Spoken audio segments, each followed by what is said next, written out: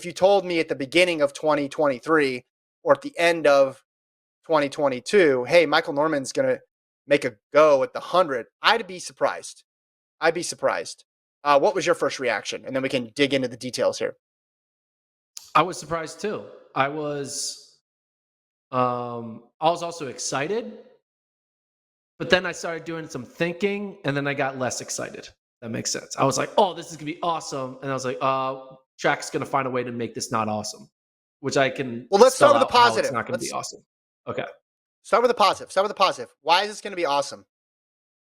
Well, because the last time we saw an elite 400-meter runner transfer to the 100, it worked. Fred Curley did it. And not only did it work, he became great at it. And you got to look at Norman. And Tricky Jackson did it. You got to look at Norman as same caliber as those two athletes, that it's probably going to work, and it's going to make the 100 more exciting. Like, it's going to be introducing another elite athlete to that field, which is going to all of a sudden make winning it harder, losing it more devastating, because you're like, I ran so fast and I couldn't even get top 3. It just makes you think about that, and then it makes 2024 more exciting, because now, who is the favorite? This adds so much permutations to. We thought we had the 100 figured out, but now we throw in a new wrench here. We are throwing in the Noah Lyles wrench. Now we're going to throw in a Michael Norman wrench. It's just like getting more and more a lot of wrenches. Interesting. A lot of wrenches. Let me tell you how I thought about it. I'll go event by event. The 4, the 1, but also the 200, because I think the 200 should be part of this conversation too. I'll start first with the 400. My first question was, why not stick with the quarter? Why not stick with it if he is not the huge favorite, because we don't know about Stephen Gardner, but I think we'd say he's the favorite. He's a complete medal lock almost at this point, right? Like, even worst case scenario, he's going to come away with the medal in the 400. And there's still some unfinished business there. American record, world record. That American record is not like most American records. That's an iconic American record. That's a Michael Johnson American record. You saw the reaction when Noah Lyles broke Michael Johnson American record. And the world record isn't that far away either. When Norman ran the 43:45 at Mount Sac, we all thought, okay, this guy, he could be the first one under 43 seconds. So he could be a barrier breaker too. But then I saw the quote, right? And he talks about the glory of the 100, right? The winner of the 100 is the world's fastest man. And we know how grueling the 400 is to train for. So maybe it's a combination of that, but he's so close to these iconic times in the quarter. It surprised me a little bit. And the fact that he would have his way, especially in the U.S., right? Randolph Ross is suspended now. Making teams would not be stressful for him. But again, we can't discount the idea of prestige, and we can't discount the idea of the quarter is just a grueling, arduous event. And then I thought, well, why not the 200? He's run the 200 more often than the 100. He's had more success at the 200 than he has in the 100. He's beaten Noah Lyles at the 200. So why not the 2? Now, again, the winner of the 200 isn't named the world's fastest man. So if that's really what he's going for, then running in the 200 doesn't help him. But if he wants to try something new, the 200 seemed like a better fit. Which brings me to the 100, right? And you've outlined all the people that are in the 100. And it is crowded now, right? So you're going to have the world champion in the 1, the 2, and the 4 all vying for a spot in the 100. They're talking about that 986 a lot, like in Nick Siccardi's write-up on NBC. Like, they're talking about that 986 that Norman ran. That was the AP Ranch 986. Not to say those aren't real. It was a real time. There was a timing system out there. But you could also look at when he ran in the 2021 season, right? He ran some hundreds in 2021. They were good, but I don't think anything there screamed, oh, this guy for sure, 100, he's going to be great. But the easiest counter argument, to that is, Gordon? Fred Curley. That's the counter argument, because we were saying a lot of the same stuff about Fred Curley. And I know I look stupid. I don't know if you look stupid, but Maybe Norman knows something we don't know. But there's also this factor. He has insurance. He has that 400-meter bye to the World Championships, right? Which is a key part to this because nobody wants to miss out on teams. Your ambition of being the world's fastest man might be great, but are you willing to risk it all and maybe not even make a team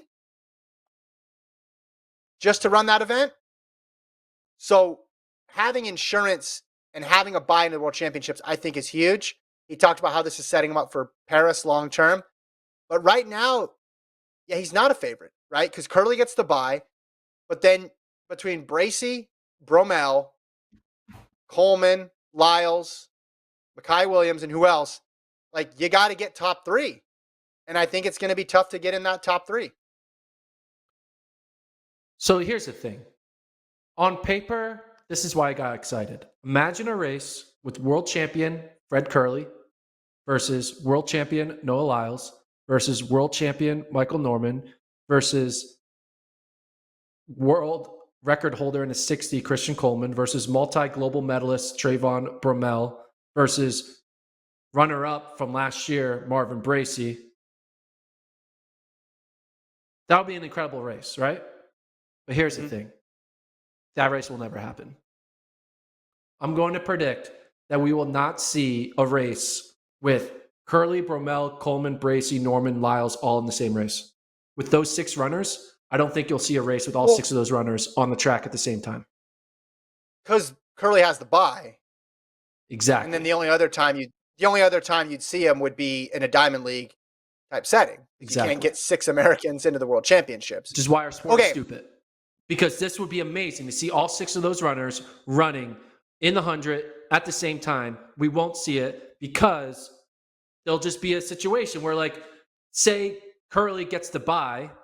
We're like, all right, well, they'll race each other. Well, first of all, those 6 runners won't be able to race at Worlds because only 4 can be at Worlds. So it's only going to happen at USA's. Right. Curley's going to probably focus on the 2 at USA's to try to make sure he gets on the 200 team. And then it's just not going to happen, which is what sucks. I mean, the only opportunity would be all 6 of those guys really try to get to the Diamond League final.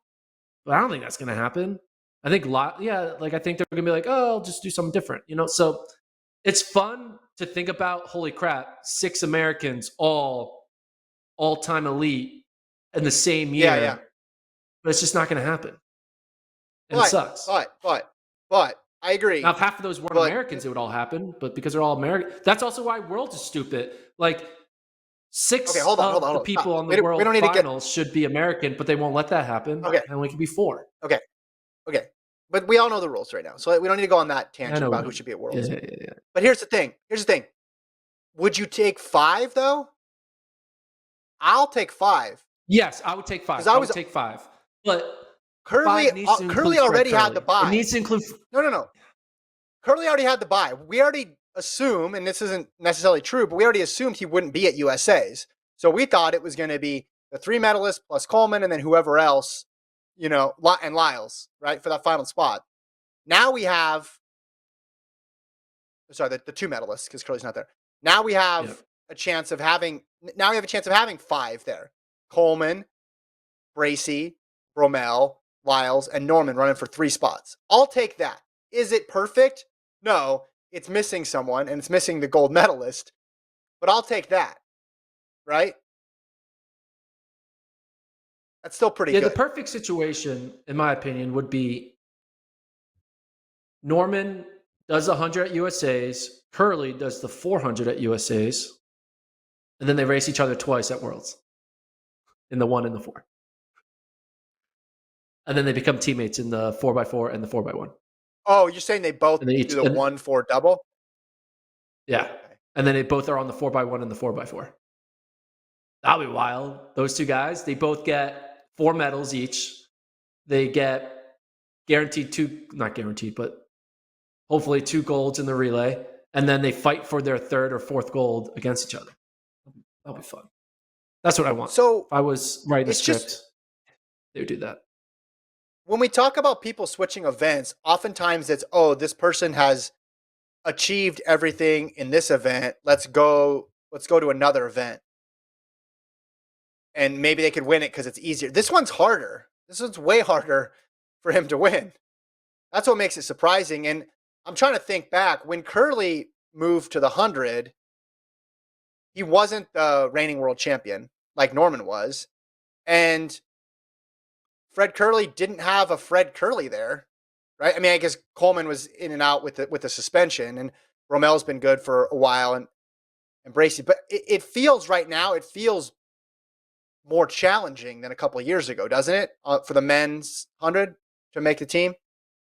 Yes, but I can assume of those 6 guys, I'm not going to say who the 2 are, but I think 2 of those 6 aren't going to be in their best form in 2024. Like 2 of those guys, 1 or 2 of the guys will either have an injury or fall off. 24 or 23? In 24. Well, yeah.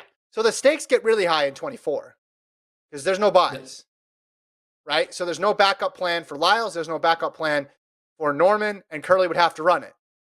So what this really is, if you're hoping for maximum chaos and just high levels of excitement in 2024, you want Norman to be good enough this year in the 100 to where he tries to go for it.